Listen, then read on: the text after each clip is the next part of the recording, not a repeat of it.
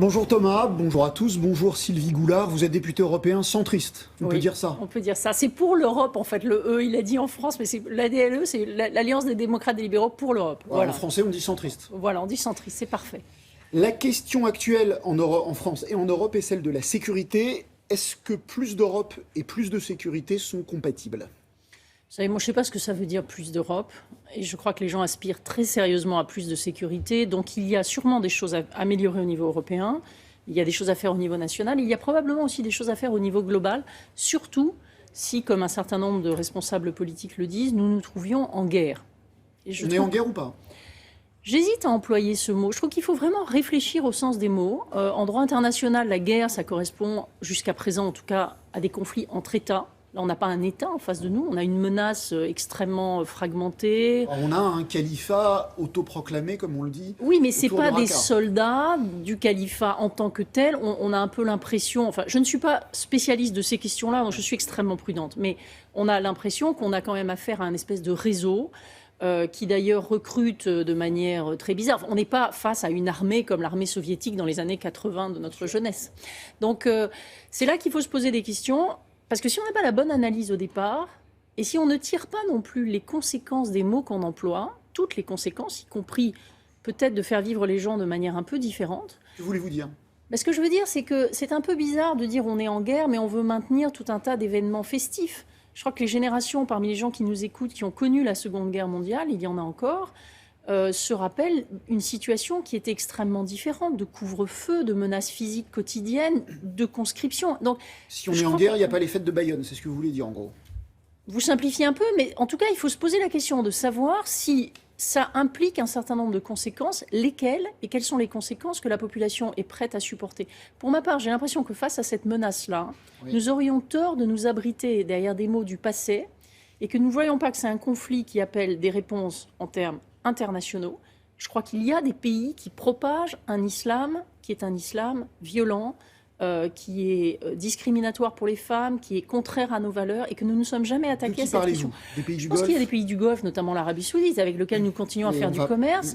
Non, mais c'est un des problèmes. Est-ce que nous ne pouvons pas aussi travailler à la source, au lieu d'aller chercher des individus une fois qu'ils ont été radicalisés? Mais que peut-on faire? On ne va pas aller faire la guerre à l'Arabie Saoudite. C'est peut-être pour ça qu'il ne faut pas parler de guerre, si vous voulez. C'est là qu'on est. Jusqu'où est-on prêt à aller? Que faut-il faire? Il faut arrêter de commercer avec eux? On ne vend plus d'armes à l'Arabie Saoudite? C'est toujours extrêmement difficile d'avoir une action efficace sur d'autres pays, mais l'Union européenne, par exemple, a pris des sanctions contre la Russie parce que la Russie est intervenue dans une partie du territoire ukrainien.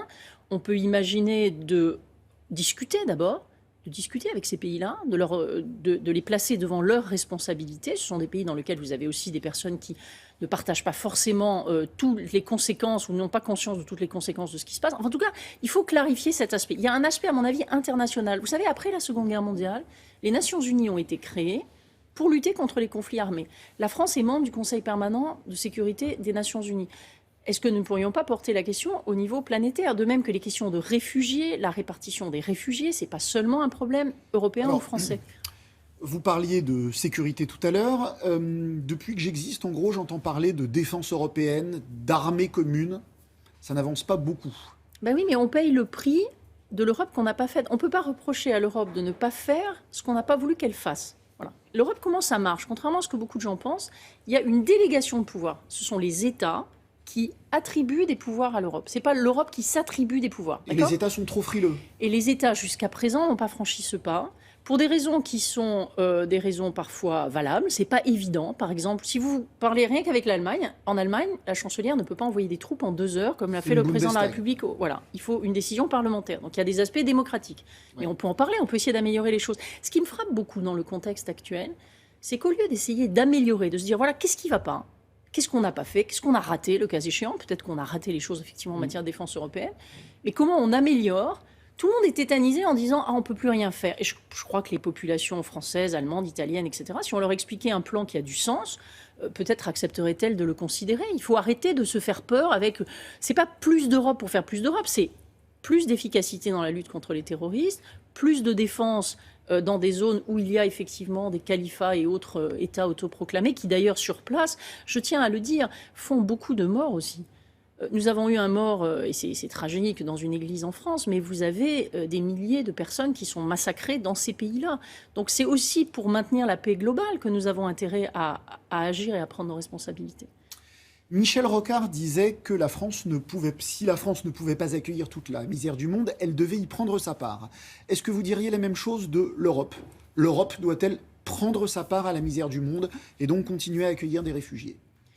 Oui, et pour l'instant, sincèrement, selon les pays, l'accueil est très très différent. Je crois que il faut bien distinguer deux choses. Nous avons un conflit en Syrie. Vous avez des personnes qui fuient leur pays parce que ce pays est en guerre. Alors pour le coup, une vraie guerre avec des bombes, Ces gens-là cherchent refuge, comme ont pu chercher refuge par le passé d'autres populations qui étaient chassées par la guerre.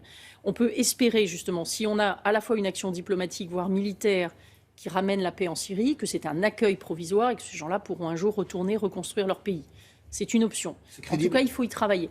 Écoutez, dans la vie, soit on se dit que rien n'est faisable et à ce moment-là, on se met à pleurer, soit on retrousse ses manches. Je pense qu'il n'y a pas de raison de penser que le Moyen-Orient est une zone dans laquelle on ne pourra jamais avoir la paix. Je crois que les populations y aspirent. Je crois que tous ces gens qui prennent la route avec leurs enfants, ils ne viennent pas ici pour les charmes du tourisme de l'Europe. Donc, premièrement, essayez de régler les problèmes, mais ce n'est pas simple. Après, vous avez un autre phénomène qui est un phénomène migratoire lié à la pauvreté ou à des difficultés économiques. Et là, on est sur un terrain beaucoup plus difficile. Mais vous avez dit très justement, l'Europe doit prendre sa part. Je pense que c'est un problème global. Le résultat des élections aux États-Unis aura une incidence considérable sur la politique étrangère américaine. On sait très bien que la déstabilisation de l'Irak a été due en partie à l'intervention américaine de 2003. Donc c'est l'Europe, mais l'Europe avec d'autres et pas l'Europe toute seule. Merci Sylvie Goulard d'être venue ce matin. Je rappelle que vous êtes l'auteur de ce livre, Goodbye l'Europe, chez Flammarion, dans la collection Café Voltaire. Qui était sur le Brexit, hein, c'est pas moi qui était sur le Brexit, absolument. Prémonitoire d'ailleurs. Merci Sylvie Goulard, merci Thomas, merci à tous. Merci à tous. Très bonne journée. Ça fait du bien de prendre un petit peu de hauteur. On entend souvent beaucoup de choses qui circulent, etc. Mais quand on peut comme ça avoir un décodage qui nous permet de mieux comprendre cette situation, ça fait du bien.